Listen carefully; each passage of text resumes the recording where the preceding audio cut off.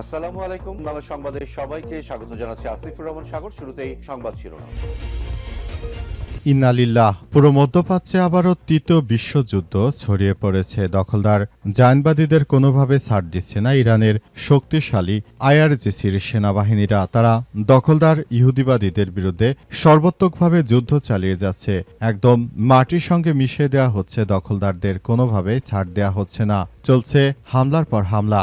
আর এরই মাঝে আমাদের হাতে এসে পৌঁছেছে এই যুদ্ধের সর্বশেষ গুরুত্বপূর্ণ সব থেকে তাজা আপডেট সংবাদ আপনাদের জানিয়ে দিব। প্রথমেই জানাবো, যুদ্ধ শেষ না হওয়া পর্যন্ত হরমুজ প্রণালী নিয়ন্ত্রণে রাখবে ইরান। যুদ্ধ শেষ না হওয়া পর্যন্ত হরমুজ প্রণালী নিজেদের নিয়ন্ত্রণে রাখার ঘোষণা দিয়েছে ইরান। দেশটির সর্বোচ্চ নিরাপত্তা সংস্থা সুপ্রিম ন্যাশনাল সিকিউরিটি কাউন্সিল রাষ্ট্রীয় টেলিভিশনে দেয়া এক বার্তায় জানিয়েছে যে তেহরান যুদ্ধের চূড়ান্ত অবসান এবং এই অঞ্চলে টেকসই শান্তি প্রতিষ্ঠা না হওয়া পর্যন্ত হরমুজ প্রণালী দিয়ে যাতায়াতের উপর নজরদারি এবং নিয়ন্ত্রণ কার্যকর রাখতে দৃঢ় প্রতিজ্ঞ তারা।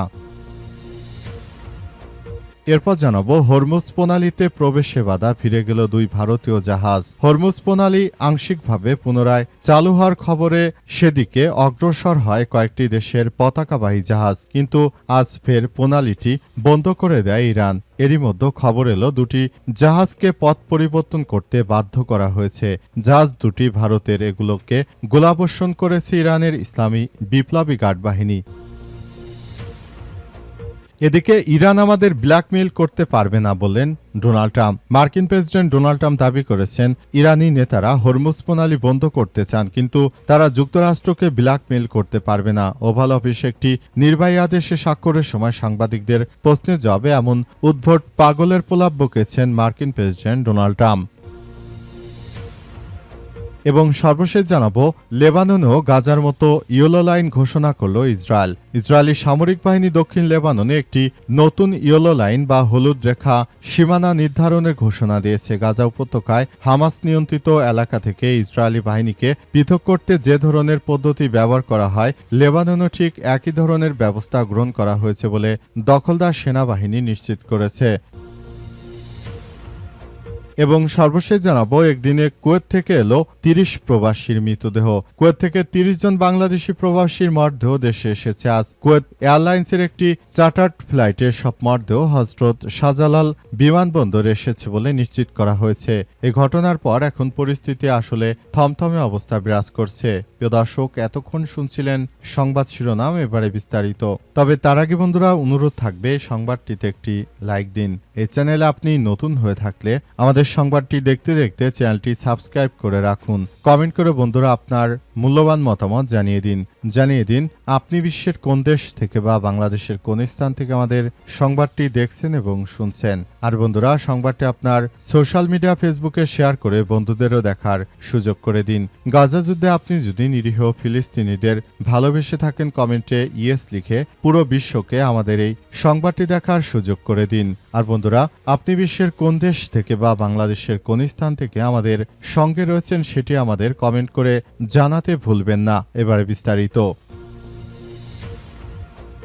যুদ্ধ শেষ না হওয়া পর্যন্ত হরমুজ প্রণালী নিয়ন্ত্রণে রাখবে ইরান। যুদ্ধ শেষ না হওয়া পর্যন্ত পুরোপুরি হরমুজ প্রণালী নিয়ন্ত্রণে রাখার ঘোষণা দিয়েছে ইরান। দেশটির সর্বোচ্চ নিরাপত্তা সংস্থা সুপ্রিম ন্যাশনাল সিকিউরিটি কাউন্সিল রাষ্ট্রীয় টেলিভিশনে দেয়া এক বার্তায় এসব তথ্য নিশ্চিত করেছে। তারা জানিয়েছে যে আমরা কোনোভাবে জায়নবাদীদের ছাড় দিতে পারি না এবং হরমুজ প্রণালী আমাদের অধিকার। আমরা হরমুজ প্রণালী পুরোপুরিভাবে নিয়ন্ত্রণে রাখব।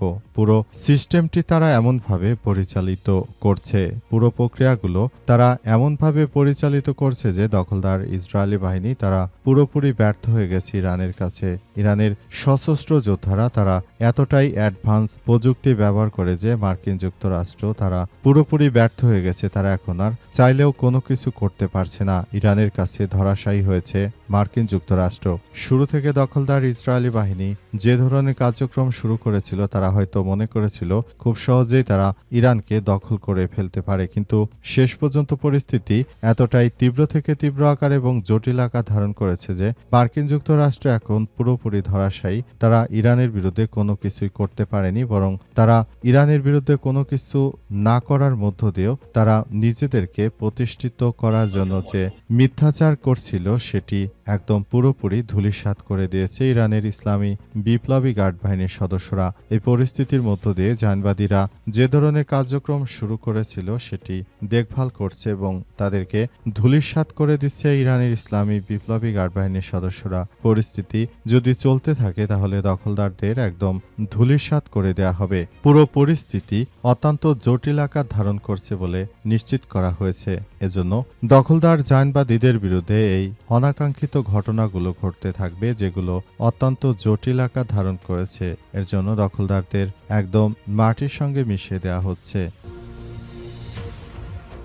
হরমুজ প্রণালীতে প্রবেশে বাধা, ফিরে গেল 2 ভারতীয় জাহাজ। হরমুজ প্রণালী দিয়ে ভারতের 2টি তেলবাহী জাহাজ আসতে চেয়েছিল, তবে হরমুজ প্রণালীতে ইরানের ইসলামী বিপ্লবী গার্ড বাহিনীর সদস্যরা তারা পুরোপুরি নাকচ করে দিয়েছে ভারতের 2টি জাহাজকে আসার ক্ষেত্রে এবং জাহাজ 2টিকে ধরে ফেলেছে ইরানের ইসলামী বিপ্লবী গার্ড বাহিনীর সদস্যরা।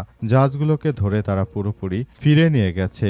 অবস্থায় দখলদার ইসরায়েলি বাহিনী ও মার্কিন যুক্তরাষ্ট্রের বিরুদ্ধে যে ধরনের কার্যক্রম শুরু হয়েছে এটি আসলে খুবই গুরুত্ব সহকারে সবকিছু হচ্ছে এবং সব পরিস্থিতি আসলে ধ্বংসস্তূপে পরিণত হয়েছে। দখলদার ইসরায়েলি বাহিনী এবং মার্কিন যুক্তরাষ্ট্রকে নিষেধাজ্ঞা দিতে এবং তাদেরকে শায়েস্তা করতেই ইরান হরমুজ প্রণালী বন্ধ করে দিয়েছে। তারপর ভারতীয় জাহাজগুলো তারা ইরানের নিষেধাজ্ঞা উপেক্ষা করে হরমুজ প্রণালী দিয়ে তেল নিয়ে আসতে চেয়েছিল, তবে তীব্র বেগে গোলাবর্ষণের পর ভারতের 2টি জাহাজে আবারও দুবাইয়ের বন্দরের দিকে পালিয়ে গেছে। তারা হরমুজ প্রণালী পাড়ি দিতে চেয়েছিল, কিন্তু শেষ পর্যন্ত তারা সেটি করতে সম্পূর্ণরূপে ব্যর্থ হয়েছে। অবস্থায় হরমুজ প্রণালী এখন সম্পূর্ণ ইরানের নিয়ন্ত্রণে রয়েছে এবং ইরান জানিয়েছে যতক্ষণ পর্যন্ত দখলদার ইসরায়েলি বাহিনীকে এই কার্যক্রমগুলো চালিয়ে যাচ্ছে এটি অত্যন্ত খারাপ আকার ধারণ করেছে এবং এই পরিস্থিতি আসলে দখলদার বাহিনীকে একদম ধূলিসাৎ করে দেয়া হচ্ছে। পরিস্থিতি অত্যন্ত জটিল আকার ধারণ করেছে এবং সবকিছু নস্যাৎ করে দেয়া হচ্ছে। ইরান আমাদেরকে ব্ল্যাকমেইল করতে পারবে না বললেন ডোনাল্ড ট্রাম্প। মার্কিন প্রেসিডেন্ট ডোনাল্ড ট্রাম্প জানিয়েছেন যে ইরান পুরো মধ্যপ্রাচ্য জুড়ে যে ধরনের কার্যক্রম শুরু করেছে মার্কিন যুক্তরাষ্ট্র তারা শুরু থেকে আসলে সব ধরনের কার্যক্রম চালিয়ে যাচ্ছে বলে জানা যাচ্ছে। সবকিছু ধ্বংসস্তূপে পরিণত হয়েছে। সবকিছু এমনভাবে করা হচ্ছে যে আসলে পরিস্থিতি পুরোপুরি উল্টে গেছে। মার্কিন যুক্তরাষ্ট্র শুরু থেকে যে ধরনের কার্যক্রম শুরু করেছিল এটি এখন আর কোনোভাবে তারা করতে পারছে না। পরিস্থিতি এতটাই জটিল আকার ধারণ করেছে যে তারা পুরোপুরি ফেসে গিয়েছে। কোনোভাবেই আসলে কোনো কিছু করতে পারছে না তারা। সবকিছু ধ্বংসস্তূপে পরিণত হয়েছে। মার্কিন যুক্তরাষ্ট্র দখলদার ইসরায়েলি বাহিনীর সঙ্গে আঁতাত করে ইরানের বিরুদ্ধে যে আক্রমণ চালিয়েছিল সেই আক্রমণে দখলদার মার্কিন যুক্তরাষ্ট্র পুরোপুরি হেরে গেছে এবং এর জন্য দখলদারেরা একদম মাটির সঙ্গে মিশে গেছে। দখলদারদের কোনোভাবে ছাড় দেওয়া হচ্ছে না। পরিস্থিতি আরও যতই তীব্র থেকে তীব্র আকার ধারণ করছে এর জন্য দখলদার ইসরায়েলি বাহিনী একদম মাটির সঙ্গে মিশে গেছে। পরিস্থিতি এতটাই জটিল আকার ধারণ করেছে যে এর জন্য দখলদার ইসরায়েলি বাহিনী পুরোপুরি ফেসে গেছে। তারা এখন চাইলেও ইরানের সঙ্গে কোনোভাবেই আসলে খারাপ কিছু করতে পারছে না। সবকিছুর জন্য তাদেরকে মাটির সঙ্গে মিশিয়ে দেওয়া হচ্ছে। পুরো পরিস্থিতি একদম জটিল আকার ধারণ করছে। লেবানন ও গাজার মতো ইয়েলো লাইন ঘোষণা করল ইসরায়েল। ইসরায়েলি সামরিক বাহিনী দক্ষিণ লেবাননে একটি নতুন ইয়েলো লাইন বা হলুদ রেখা বা সীমানা নির্ধারণের ঘোষণা দিয়েছে। গাজা উপত্যকায় হামাস নিয়ন্ত্রিত এলাকা থেকে ইসরায়েলি বাহিনীকে পৃথক করতে যে ধরনের পদ্ধতি ব্যবহার করা হয়েছে লেবাননেও ঠিক একই ধরনের ব্যবস্থা গ্রহণ করা হয়েছে বলে দখলদার সেনাবাহিনী জানিয়েছে। আজ আল জাজিরার প্রতিবেদনে বলা হয়েছে যে লেবাননের যুদ্ধবিরতি কার্যকর হওয়ার পর থেকে প্রথমবারের মতো এই ইয়েলো ইয়েলো লাইনের কথা উল্লেখ করা হয়েছে। ইসরায়েলি সামরিক বাহিনীর বিবৃতি দিয়েছে এবং তারা এসব বিষয় নিয়ে খুবই গুরুত্ব সহকারে সবকিছু করেছে বলে সেখানে নিশ্চিত করা হয়েছে। পুরো মধ্যপ্রাচ্য জুড়ে দখলদার ইসরায়েলি বাহিনী যে ধরনের কার্যক্রম শুরু করেছিল এটি কখনোই আসলে ধ্বংসস্তূপ থেকে বেরোতে পারেনি। পরিস্থিতি এতটাই জটিল আকার ধারণ করেছে যে সবকিছুর জন্য জায়নবাদীদের একদম ধূলিসাৎ করে দেওয়া হয়েছে। পরিস্থিতি এতটাই তীব্র থেকে তীব্র আকার ধারণ করেছে যে এখন এই পরিস্থিতি আসলে ভয়াবহ আকার ধারণ করেছে। মধ্যপ্রাচ্য জুড়ে দখলদার ইসরায়েলি বাহিনী যে ধরনের কার্যক্রম শুরু করেছে লেবাননের সশস্ত্র যোদ্ধারা তাদেরকে ছাড় দেয়নি। এজন্য তারা লেবাননকে আরেকটি গাজা বানাতে চায়। সেটি তারা সামনে নিয়ে পুরোপুরি লেবাননকে আবারও ধ্বংসস্তূপের মধ্যে ফেলে দিতে চায় এই জায়নবাদী দখলদারেরা। এজন্য তারা এই ধরনের কার্যক্রম চালিয়ে যাচ্ছে এবং পুরো পরিস্থিতি